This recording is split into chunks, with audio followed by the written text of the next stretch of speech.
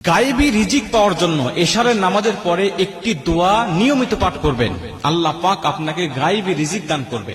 এই দোয়াটা রাসূল সাল্লাল্লাহু আলাইহি ওয়াসাল্লাম নিজে তার মেয়ে ফাতেমা রাদিয়াল্লাহু তাআলা আনহাকে শিখিয়েছেন। আল্লাহ রাসূল সাল্লাল্লাহু আলাইহি ওয়াসাল্লামের দরবারে একবার কিছু বকরি আসলো হাদিয়া। আলী রাদিয়াল্লাহু তাআলা এগুলো দেখে চলে গেলেন ফাতেমার কাছে। এদিকে ফাতেমা রাদিয়াল্লাহু তাআলা আনহার ঘরে কয়েকদিন যাবত কোনো খাবার নাই। আলী রাদিয়াল্লাহু তাআলা আনহু বলছেন, ফাতেমা, আমি দেখে আসলাম তোমার বাবার দরবারে অনেক বকরি হাদিয়া এসেছে, যেহেতু আমাদের ঘরে কোনো খাবার নাই, তুমি একটু গিয়ে নবীজি সাল্লাল্লাহু আলাইহি ওয়াসাল্লামকে বলো একটা বকরি যেন আমাদেরকে দেয়, তাহলে আমরা অন্তত ছেলে সন্তান নিয়ে আমরা কয়েক বেলা খেতে পারবো। ফাতেমা রাদিয়াল্লাহু তাআলা আনহা বলেন, ঠিক আছে, তাই হবে। চলে গেলেন রাসূল সাল্লাল্লাহু আলাইহি ওয়াসাল্লামের দরবারে। বাবা, আমরা আজকে কয়েকদিন ধরে না খেয়ে আছি, আপনার জামাই দেখে গিয়েছে, বলেছে একটা বকরি হাদিয়া দিলে আমরা একটু ভালোভাবে কয়েকটা দিন খেতে পারবো।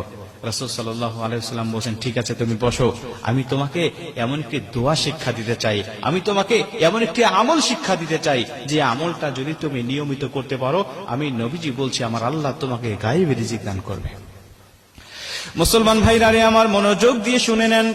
নবীজি ডাক দিয়ে বলেন, ফাতেমা, এমন একটি দোয়া তোমাকে শিক্ষা দিতে চাই, যেই দোয়াটা যদি তুমি নিয়মিত পাঠ করতে পারো, আমি নবীজি সাল্লাল্লাহু আলাইহি ওয়াসাল্লাম বলে দিলাম, আমার আল্লাহ আসমান থেকে তোমার সংসারে গায়েবী রিজিক দান করে দিবে।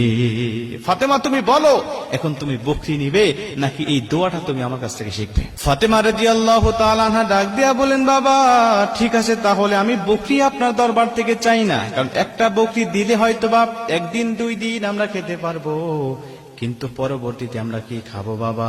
কিন্তু আল্লাহ যদি গায়েবী রিজিক আমাদের সংসারে দান করে, এটা তো অফুরন্ত হবে, কখনোই শেষ করতে পারবো না। বাবা, বকরি আপনার দরবার থেকে নিতে চাই না, ওই দোয়াটা শিক্ষা দেন, আমরা নিয়মিত আমল করে আল্লাহর গায়েবী রিজিকের অধিকারী হয়ে যাব। ওই দোয়াটা শিক্ষা দেন, বকরির দরকার হবে না, বকরি এখন লাগবে না, দোয়াটা শিক্ষা দেন, এটা নিয়ে চলে যাই। আপনার জামাই অপেক্ষারত অবস্থায় আছে, দোয়াটা তাকেও আমি শিখাবো, আমরা স্বামী স্ত্রী দুজনে মিলে আমল করে আল্লাহর দরবার থেকে আমরা রিজিক নিয়ে আসবো।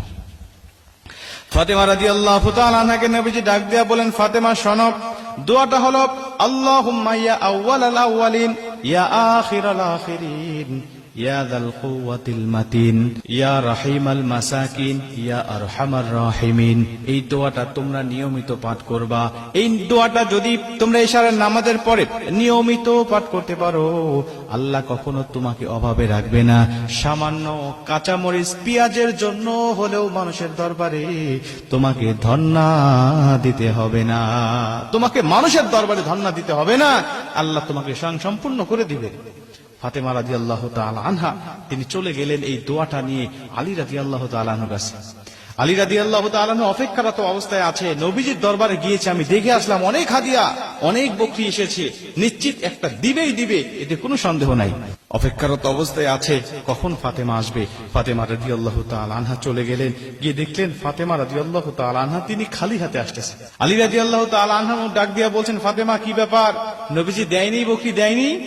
তিনি বলছেন, বকরি দেয়নি, কিন্তু বকরির থেকে আমার নবীজি, আমার পিতা অনেক ভালো কিছু আমাদেরকে দিয়ে দিয়েছে।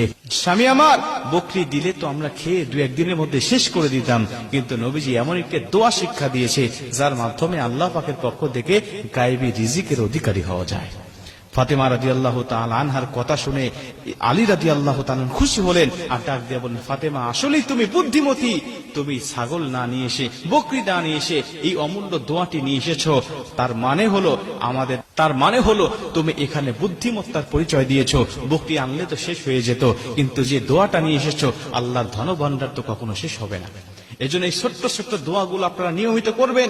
নবীজি সাল্লাল্লাহু আলাইহি ওয়াসাল্লাম বলেন, নবীজির আগের কোনো গুনাহ ছিল না, পরের কোনো গুনাহ ছিল না, নবীজি তারপরেও এত আমল করতেন যে আমলের কোনো বিকল্প ছিল না। কিন্তু আমাদের গুনাহ দিয়ে জীবনটা ভরপুর, আমাদের অভাব দিয়ে জীবনটা ভরপুর, আমাদের দুশ্চিন্তা টেনশন দিয়ে জীবনটা ভরপুর, তারপরেও আমরা আমল করতে চাই না। প্রিয় ভাই, এই ছোট্ট ছোট্ট মাসনুন দোয়াগুলো, আমলগুলো করে দেখেন, এর পাওয়ারফুল, এর কার্যকারিতা দেখে আপনার ঈমানটা বেড়ে যাবে।